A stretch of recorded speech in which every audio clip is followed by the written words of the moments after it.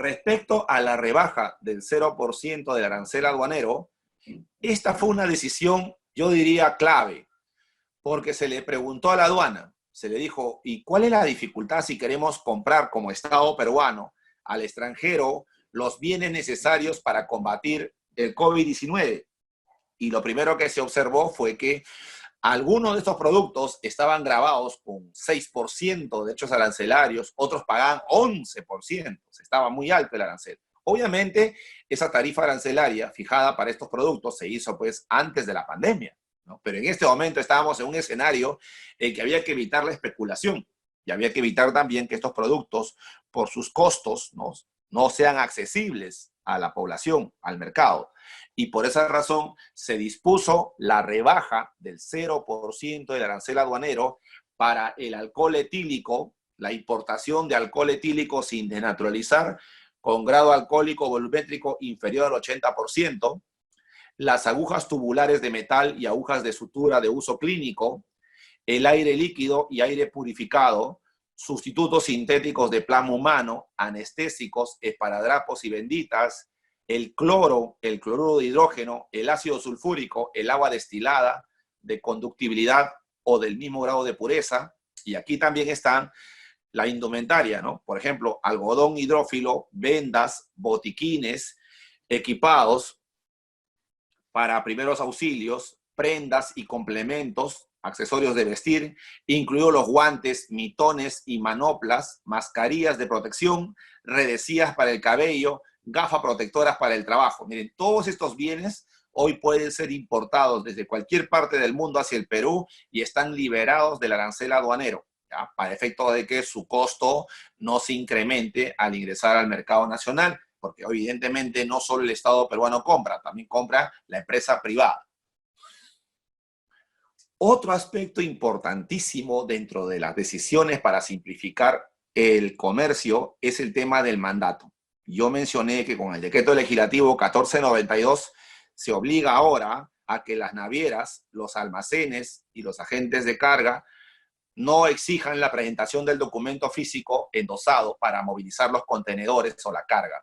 Muy bien, esto obedece a una, yo diría, a una alternativa o herramienta digital que la aduana ha puesto al servicio de los operadores desde hace más de 4 años, llamado el mandato electrónico.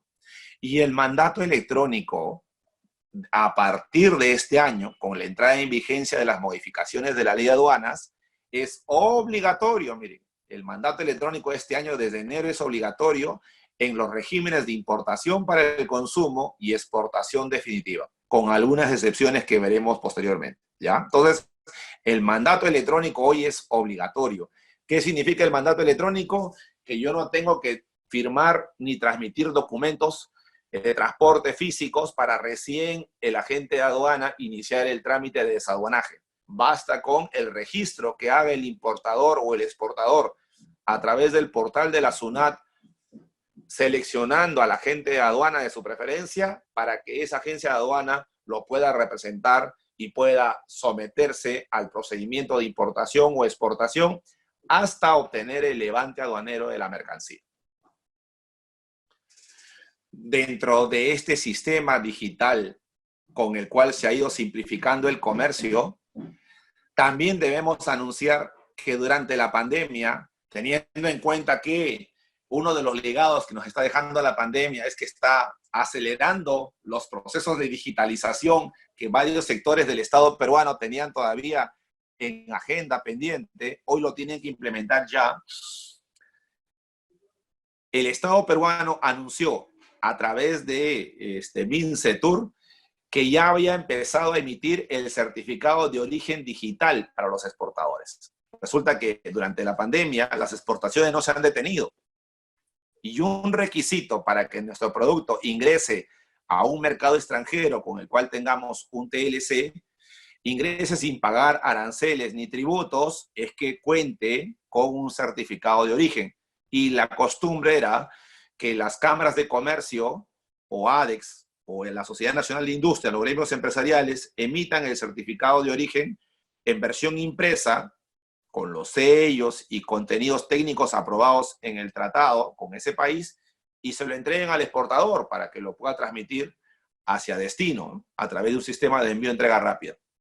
Hoy, a través de una herramienta informática llamada la Ventanilla Única del Comercio Exterior, BUCE Perú, ya se ha empezado a emitir los certificados de origen digitales. La ventaja de este certificado de origen digital radica fundamentalmente en el ahorro de costos y tiempo, ¿ya? Es más, incluso su validación se hace por parte del país receptor, porque dentro de los compromisos que el Perú viene firmando con países vecinos, estamos logrando la interconexión de las ventanillas únicas de comercio exterior. Y así, por ejemplo, hoy podemos decir con enorme satisfacción que todos los países miembros de la Alianza del Pacífico ya tenemos interconectadas las ventanillas únicas de comercio exterior de nuestros países. Me refiero a Chile, México, Colombia y Perú. De manera que ya no es necesario la impresión física del certificado. La digitalización de procesos ya es una realidad. Y este primer envío que el Perú envió con certificado digital precisamente fue a México, miren, al amparo de la Alianza del Pacífico. Nuestro primer embarque hacia México, gozando del acuerdo comercial vía Alianza del Pacífico, se hizo con un certificado de origen digital. Ha habido voces que han estado anunciando que el Perú, al haber emitido el decreto legislativo 1492, obligando a la virtualización de procesos y la implementación de herramientas informáticas para el movimiento de la carga, estaría desconociendo la vigencia de contratos privados, ¿no?, internacionales, y estaría vulnerando el Estado de Derecho. Muy bien, frente a esas voces que son discrepantes, obviamente, nuevamente Mincetur ha publicado un comunicado indicando que el objetivo no es menoscabar o desconocer la libertad de contratación que pueda tener comprador y vendedor en el extranjero. Eso no es la razón de ser. Lo que se busca es que los trámites del comercio exterior sean 100% virtuales. Eso es lo que busca el decreto legislativo 1492. Que el 100% de los trámites sean virtuales. Por eso es que no señala de ninguna manera que la plataforma informática que la aduana tiene disponible para el mandato electrónico sea de obligatorio cumplimiento para las navieras. No dice eso el decreto. El decreto señala que las navieras, los agentes de aduana y los agentes de carga deben implementar herramientas informáticas de acuerdo a su naturaleza de su negocio, de acuerdo a la experiencia que ellos vienen también implementando en otros países, o simplemente de acuerdo a su necesidad y visión del negocio.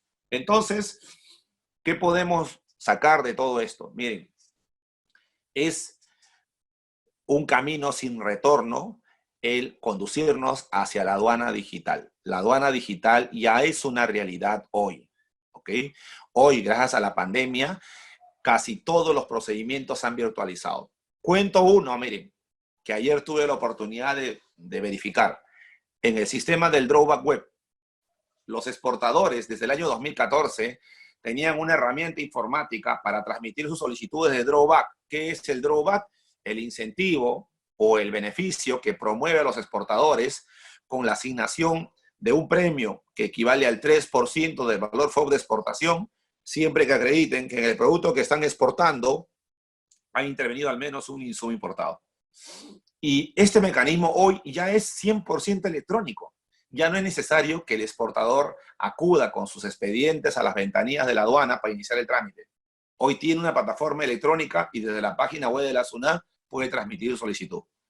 Tampoco tiene que ir a la aduana a recibir las notificaciones en caso haya cometido un error que deba subsanar. No, la notificación lo recibe electrónicamente en su buzón SOL y puede subsanar electrónicamente. Tampoco necesita ir hacia la aduana a recoger el cheque que acredita el beneficio para depositarlo en su cuenta. Ya no, la aduana hace el abono en su cuenta corriente electrónica. Entonces, la aduana digital es un camino sin retorno, es un camino a la modernización. Por otro lado, está la ventanilla única del comercio exterior, que va a entrar a un proceso de cambio y reestructuración en los próximos meses. ¿Y por qué viene este cambio? Porque es evidente que esta etapa de la pandemia nos va a traer a nosotros lecciones que debemos de una vez empezar a implementar, ¿no?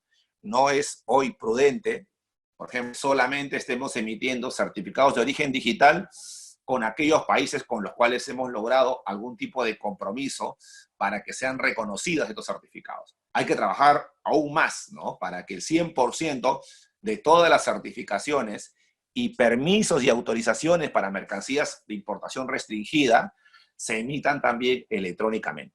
Y en ese camino también está la Autoridad Portuaria Nacional, que es el organismo rector que se encarga de supervisar, administrar y fiscalizar la gestión logística portuaria, ¿no? Tienen que trabajar también mucho en el tema de la virtualización de trámites para efecto de darle mayor transparencia a la información que los importadores y exportadores necesitan conocer apenas arriba el barco al puerto para poder seguir la trazabilidad de sus contenedores y sus mercancías. Termino indicando lo siguiente. Miren, después de la pandemia todavía nos queda mucho por hacer. Y lo pongo esto como inquietud, lo pongo esto como un desafío, ¿ya? Para las futuras generaciones, sobre todo para los jóvenes que estudian negocios internacionales. ¿Qué queda pendiente por hacer después de la pandemia?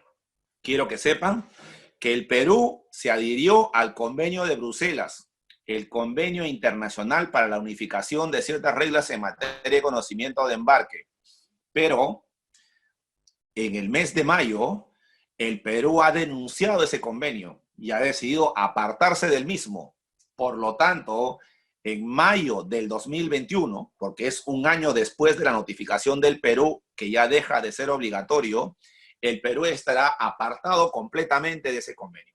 Ese convenio internacional regula básicamente las reglas de juego en materia de conocimiento de embarque, pero significa entonces que tenemos nosotros que elaborar en nuestro país no solamente las normas, sino aquellos mecanismos jurídicos que permitan proteger al importador y al exportador frente a estas dificultades que pudiera traer el apartarnos de un convenio internacional, ¿ya? Yo critico mucho ese convenio porque es un convenio de los años 30, que su última actualización fue en el año 78, o sea, está desfasado, pero el apartarnos del convenio obliga a cubrir ese vacío legal con otras normas internas para proteger al importador y al exportador. ¿Qué más queda pendiente por hacer? Hay que empezar a trabajar sobre el carnet IATA. ¿Y de qué se trata esto? El Perú también suscribió el convenio de Estambul, el convenio relativo a la importación temporal, que tiene como principal novedad que ya no se va a necesitar numerar una declaración de aduanas para el ingreso temporal de maquinarias y equipos al Perú, beneficiando y favoreciendo también a la gran inversión extranjera. Pero hay que crear los documentos y los reglamentos que permitan simplificar el uso y la implementación del convenio de Estambul. Y como tercera agenda pendiente está el Tratado de Libre Comercio entre el Perú y la India. Si ustedes ingresan a la página web de Mincetur, van a ver que los equipos técnicos han seguido negociando en esta etapa de la pandemia, porque para ambos países es estratégico, es prioritario la suscripción de este Tratado de Libre Comercio. Estamos hablando de un país que tiene una densidad poblacional de la magnitud de China. Estamos hablando de un mercado grande, gigante, con lo cual el Perú estaría logrando un aliado estratégico en materia de comercio internacional de enorme importancia, tal como lo hicimos al firmar el TLC con China, luego con los 27 países de la Unión Europea, después con los Estados Unidos, ahora le tocaba a la India. Y con la India tenemos un particular interés, dado que nosotros tenemos mucha oferta exportable que ofrecerles, pero también tenemos mucha tecnología que adquirir de ese país. Y por último, termino señalando que la Ley General de Aduanas, cuando se modificó, incorporó en el rubro operadores de comercio exterior al operador de transporte multimodal internacional. Se trata de un gigante, una organización empresarial gigantesca, dueña de aviones, camiones, barcos, que puede trasladar las mercancías desde un país de origen hacia un país de destino, utilizando por lo menos 2 medios de transporte distintos, pero aquí viene la particularidad, emitiendo un único documento de transporte electrónico para simplificar la movilidad o el traslado de las mercancías en grandes lotes desde China hacia Perú, desde Perú hacia Estambul, hacia donde fuera, ¿ok? Y sobre esto hay que empezar a establecer los mecanismos reglamentarios para efecto de facilitar su ingreso a nuestro país y con la competencia de los distintos operadores logísticos, el beneficiado sea finalmente el importador y el exportador, que tendrán un menú de opciones para elegir aquel servicio que más satisface a su modelo o tipo de negocio. Dicho esto, doy por terminada mi conferencia y agradezco una vez más a la Universidad César Vallejo, a la Escuela de Negocios Internacionales, por permitirme el gran honor de dirigirme a esta inmensa comunidad educativa y aportarle desde esta ventana electrónica parte de nuestros conocimientos y experiencias laborales en la materia. Muchas gracias.